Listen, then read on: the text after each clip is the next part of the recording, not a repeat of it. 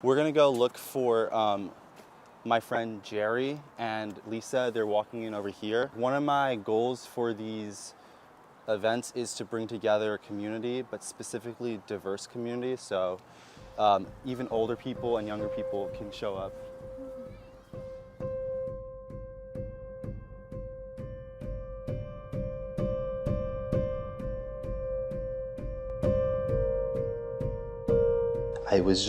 I was born into tea. Tea, when you trace it all the way back, finds its roots as a plant in China, in the heart of China, in a province called Yunnan. And Yunnan it's a beautiful land where the earth is red and where the soil is full of minerals and nutrients. And tea grows there, and the trees are hundreds of years old. And tea was discovered by accident, but just by accident. It was discovered when a man named Shenong was boiling water by a river, and a leaf fell down into his cauldron. And he tastes the water. He's like, I like that. And continued for 10,000 years. It was a medicine, and it permeated throughout Chinese culture.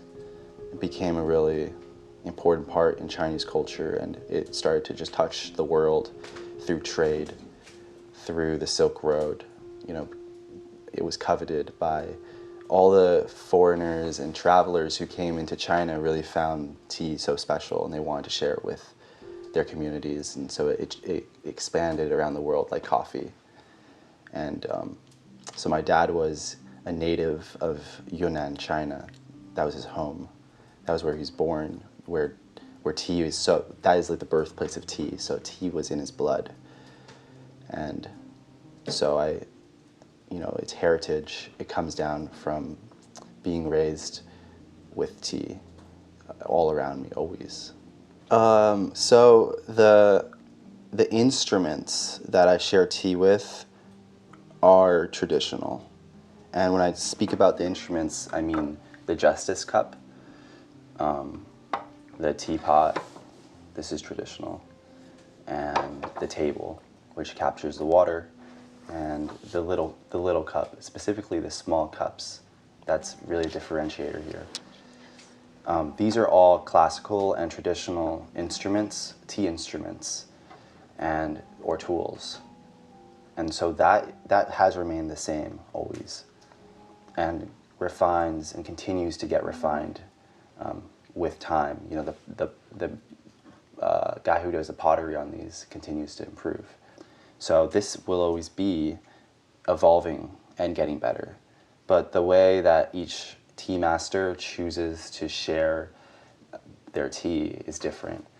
And for me, the way I do it is very special just to me, how I choose to do it. My values have always been to connect people and spark curiosity in people's hearts. Curiosity, creativity, connection, community. I think those are so valuable. So I felt very inspired by my father. The way he shared tea was more about healing and meditation and like stoicism, very clear, like a monk or a priest or someone of like a reverend, like Martin Luther King or Gandhi, can really speak wise words that can help someone really heal. For me, I feel like I'm more of an artist and a playful, curious, and I'm a creator, I'm an artist. So the way that I share tea is less like teacher student. It's less monkish. Like the best word I could describe, it's less religious. And so I felt so inspired by open mic and the fact that everyone can have their voice heard in open mic. And I felt so inspired by hiking, trailing and hiking and being out in nature. and I feel inspired by tea, so I just took these three and combined them, and so it's open mic tea hike, and that's how that came together. The first event was I just wanted to have a tea ceremony. No, I just wanted to go on a hike, so but I brought my tea set along, and we had tea before we went on the hike, and I thought, it'd be interesting instead of just all sitting here and we don't really have anything to focus on. Like, why don't we do an open mic just off the top?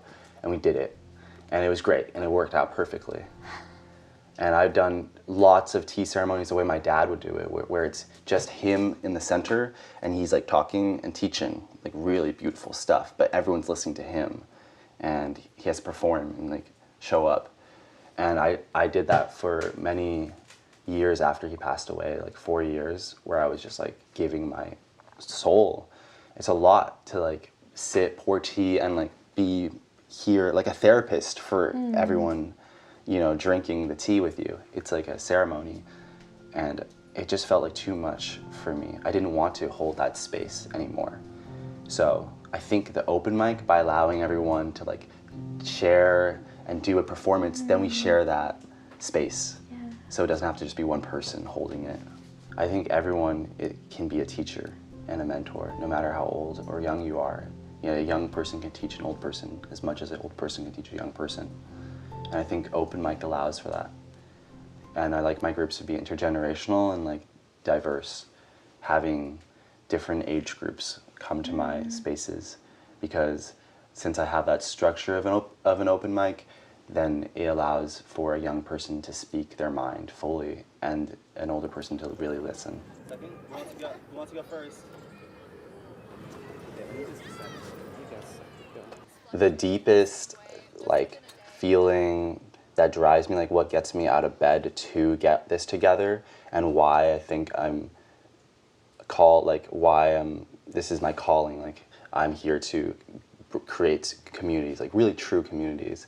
And the deepest reasoning for that is service, and what that means. True service, true service. I heard an artist say that when they create their art, I forget who this artist was, but I resonate with what they said. They said that they create their music for God, for like, that is a gift to God. And so since it's a gift to God and it's for God, then budget doesn't matter, and ego doesn't matter, and exchange and like trying to have an agenda and get something out of it no longer matters, because one is creating for God, one is creating for the divine. And I'm in service to God, but like by God I mean everything, like the little creatures, nature, and the me that I see in people, the art. I'm in service to love.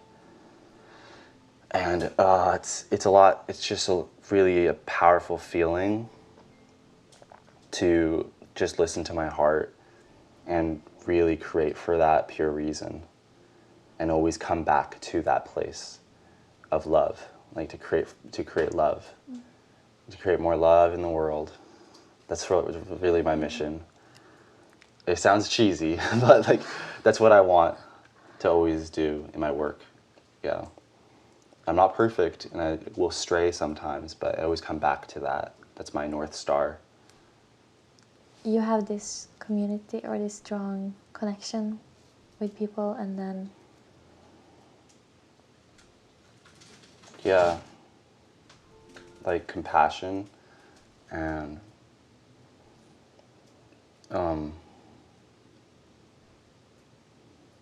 like I realized one day after my dad passed away,